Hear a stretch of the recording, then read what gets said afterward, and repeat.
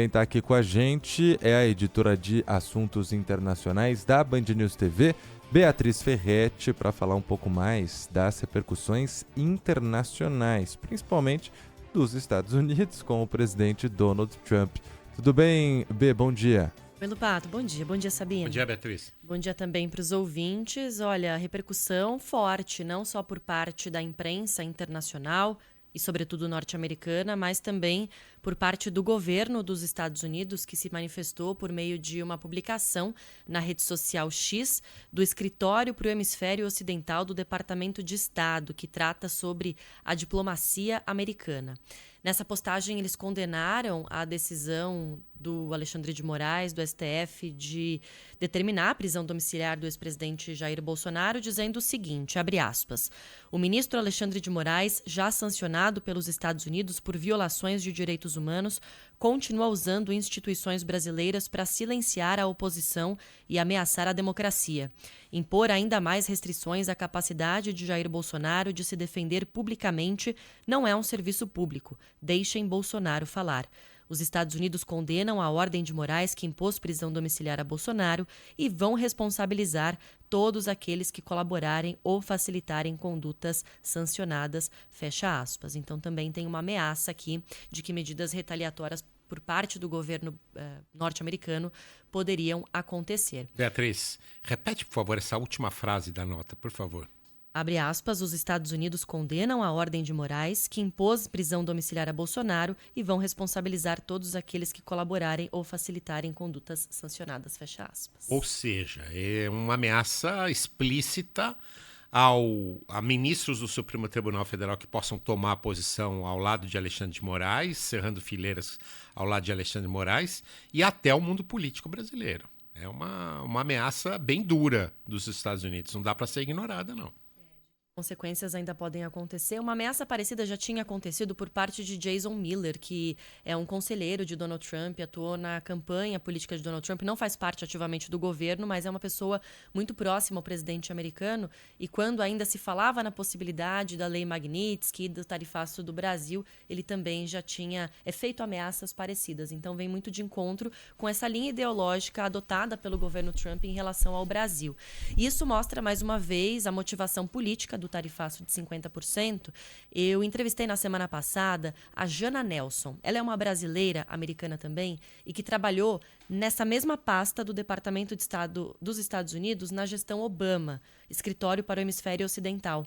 E na entrevista que ela me concedeu, ela disse que antigamente era impensável, mesmo para um governo republicano, o envolvimento tão direto em questões judiciais em outros países, como o Brasil, por exemplo. Então, ela fala que isso mostra, mais uma vez, né, esse envolvimento, essas condenações, né, do nosso judiciário, quanto, de fato, há essa questão política quando Donald Trump tarifa o Brasil em 50%.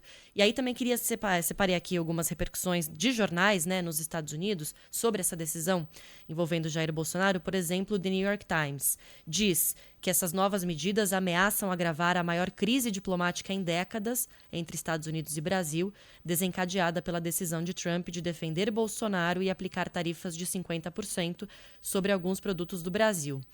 Aí falam da exceção dos 700 itens, né? E dizem que o Brasil é a maior economia da América Latina.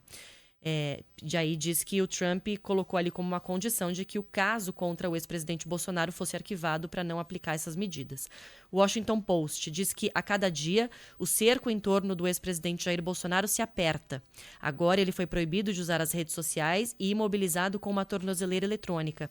O processo contra Bolsonaro, que desencadeou uma acirrada disputa internacional entre Estados Unidos e Brasil, se intensificou ainda mais e marca uma escalada dramática na extraordinária retaliação que o juiz brasileiro Alexandre de Moraes vem praticando, tanto com o governo Trump quanto com a direita brasileira. Então aí o Washington Post, alguns exemplos de como a imprensa está tratando. Tanto o The New York Times quanto o Washington Post com posições pró-Trump, né?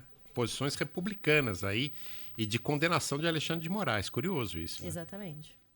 Pois é, a Beatriz Ferretti trazendo essas repercussões principalmente nos Estados Unidos, entre as sanções de outros ministros do Supremo, os Estados Unidos já anunciaram o cancelamento do visto de alguns deles anteriormente.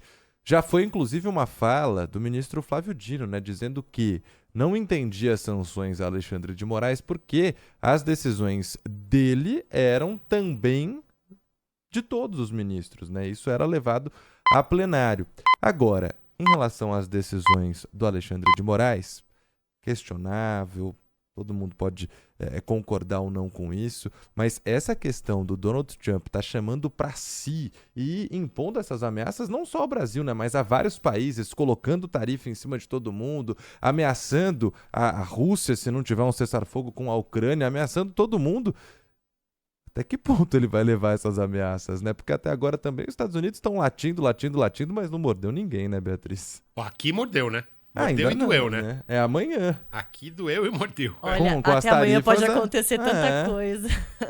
Era mas pra ter assim, mordido na sexta, já adiaram. Continuaram latindo ao longo do fim Alexandre de de Moraes semana. tomou uma mordida na bunda, né? Mas o Alexandre de Moraes acho que não pode ser considerado o Brasil como um todo.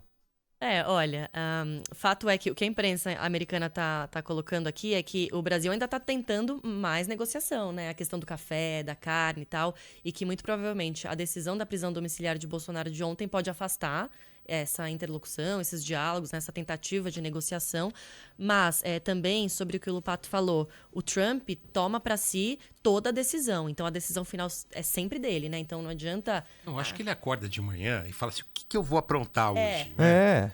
Agora sim, efetivamente, vamos ver. O tarifaço do Brasil começa amanhã, o do mundo começa depois de amanhã, dia 7. Mas ainda tem gente tentando reverter. A Suíça mesmo, que é o país europeu que sofreu a maior tarifa... 39%. 35%? 39%?